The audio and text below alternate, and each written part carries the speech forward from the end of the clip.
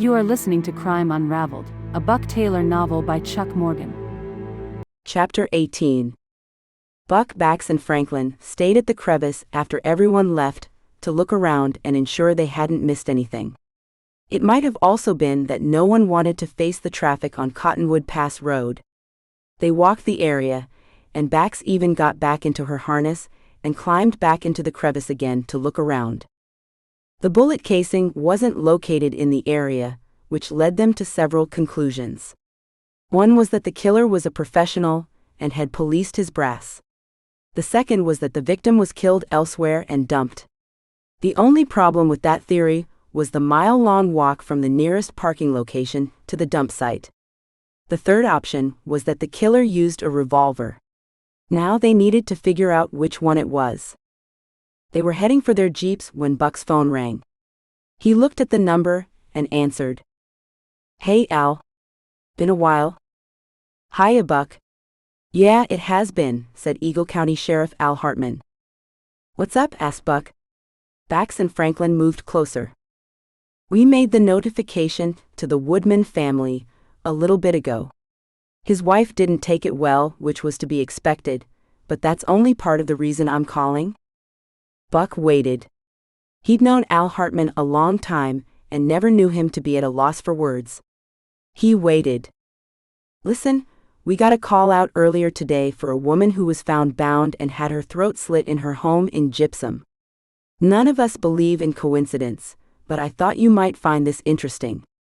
The woman who was killed was married to a geologist who works at Velasquez Mining. The geologist is missing. Here's the odd part.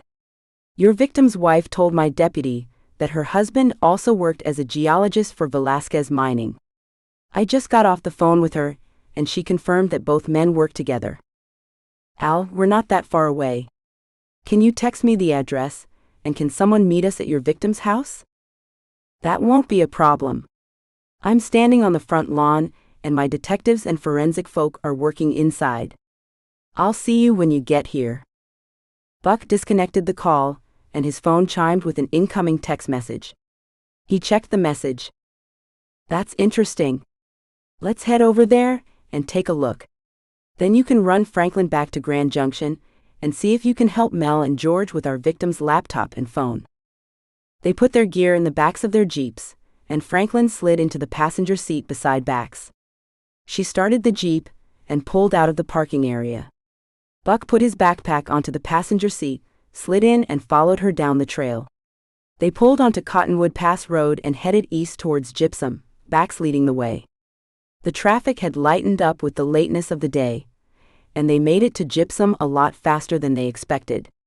Following her GPS, Bax turned onto Springfield Road and parked behind several Eagle County emergency vehicles. Buck pulled in behind her.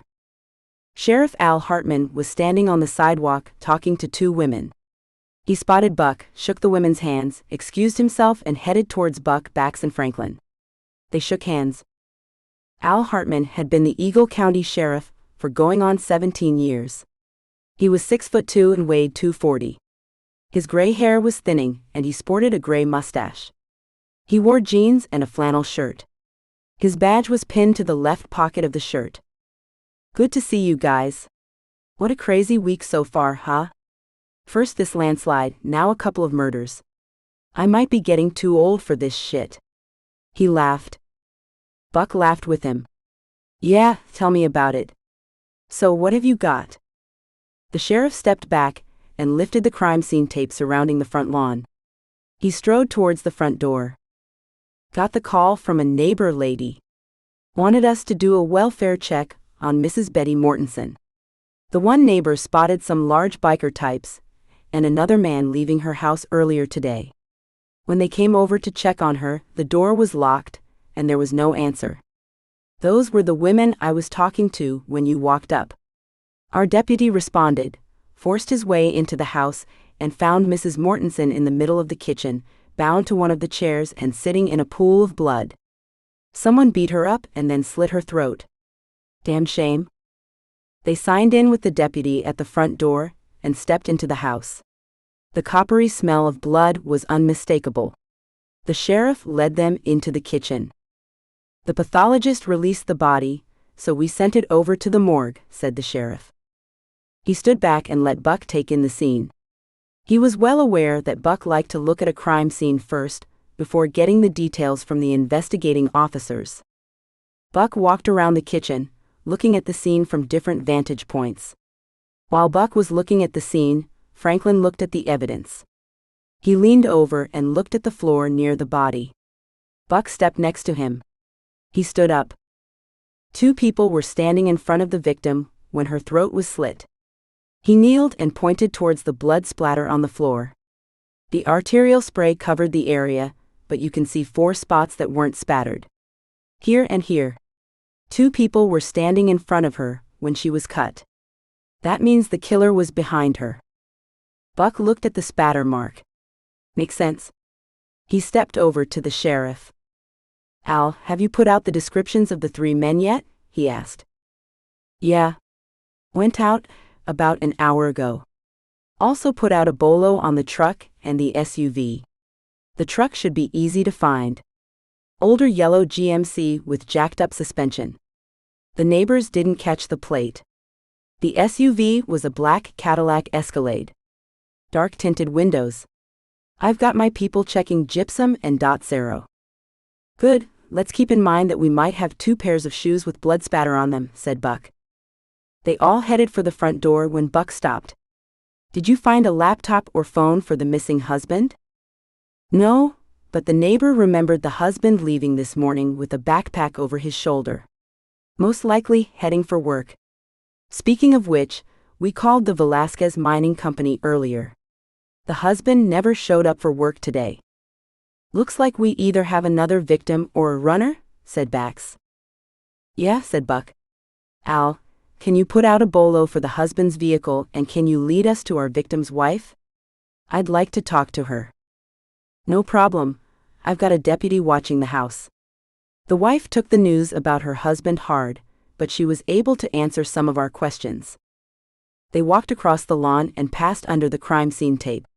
Sheriff Hartman headed for his SUV, as did Buck, Bax and Franklin. They followed as the sheriff led them back to Gypsum Creek Road, turned left and headed towards town. At Vicksburg Lane, he turned left then right onto 2nd Street, turned right into a cul-de-sac and stopped at the house on the left. Buck pulled in behind him. They slid out, walked up the driveway to the front door and rang the bell. A gray-haired woman wearing a floral apron answered the door. Her blue eyes were bloodshot, and they could see dried streaks under her eyes. Sheriff, she said. Marge, these folks are from CBI. They'd like to talk to Janice for a minute, if she's up to it. Let them in, Mom. It's okay, said a voice from behind her.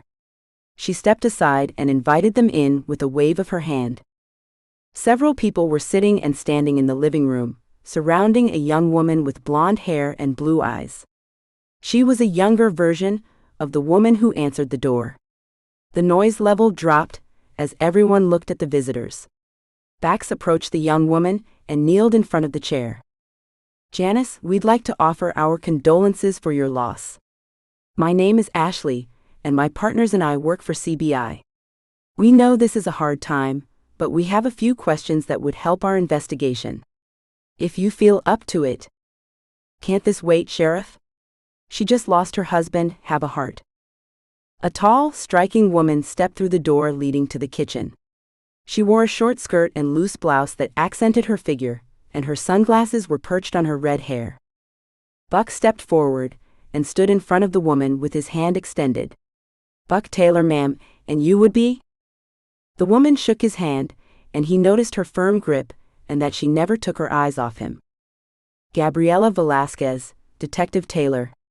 Timothy Woodman worked for my company. Can't this wait? Janice is in pain. I apologize, ma'am. Every minute counts in a murder investigation, and we will be respectful of Mrs. Woodman and her time. It's okay, Ms. Velasquez. I will talk to these folks, said Janice. She stood and directed them to follow her through the kitchen and onto the back patio. She took a seat at the round glass picnic table and waved her hand towards the other chairs. Bax closed the patio door, walked over and sat next to her. The sheriff and Franklin stood by the door. Buck pulled out the chair opposite her and sat, sliding his business card across the table. She picked it up and stuck it in her shirt pocket. "Ma'am," said Buck. "What did your husband do for Velasquez Mining?" "He was a geologist." "I don't know what that entailed." "Tim seldom discussed his job with me, other than to say that he spent a lot of time looking at reports about rocks." "When he left the house yesterday, was there anything unusual or different about his routine? Was he nervous, scared, distracted, anything that seemed odd?" "No, nothing. I don't understand this. Tim was happy in his work." Tears flowed down her face, and she used a handkerchief to wipe her eyes. Tim loved his job. Who would have done such a thing? Bax reached out and placed her hand on top of Janice's. "That's what we're trying to figure out. Have you noticed anything odd in the neighborhood? Strange cars, odd people, maybe nuisance phone calls? Anything like that?" "No, nothing," said Janice. "Mrs. Woodman," said Buck, "did your husband know a man named Jack Mortensen?" Janice stopped and stared at him. Jack was his best friend. They've known each other since college. They work together and have for years. She started to shake. "You can't believe that, Jack?" "No, ma'am, we don't believe anything yet." Buck hesitated. He looked at Bax, and she nodded. "Mrs. Woodman, this afternoon Betty Mortensen was found murdered in her home, and her husband is missing. We are trying to locate him." Janice stared at Bax in disbelief. "Betty? Betty is dead? How can that be? I just spoke to her this morning, and she was fine." Tears flowed like water. The patio door opened, and Gabriela Velasquez stepped onto the patio, walked over and wrapped her arms around Janice. She looked at Buck. "I think that's enough. Can't you see what this is doing to her? Ms. Velasquez, we appreciate you looking out for Janice, but we have 2 murders we are trying to solve." "2 murders? What 2 murders?" asked Gabriela. "The wife of another of your employees was found beaten and murdered this afternoon, not far from here. We are trying to figure out if the 2 crimes are related. Her husband is also missing."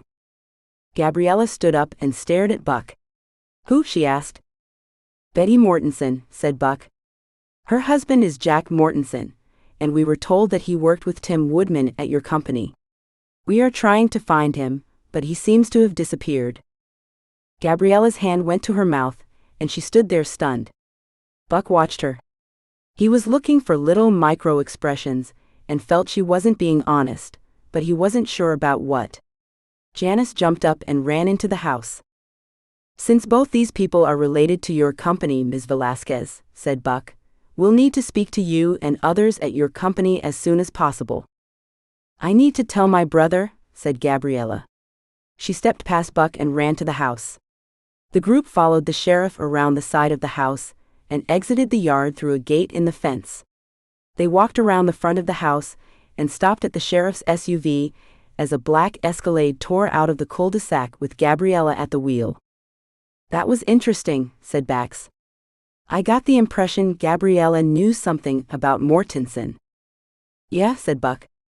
"We need to talk with her. It's getting late. Let's head back to Glenwood Springs, and then you can get Franklin back to Grand Junction.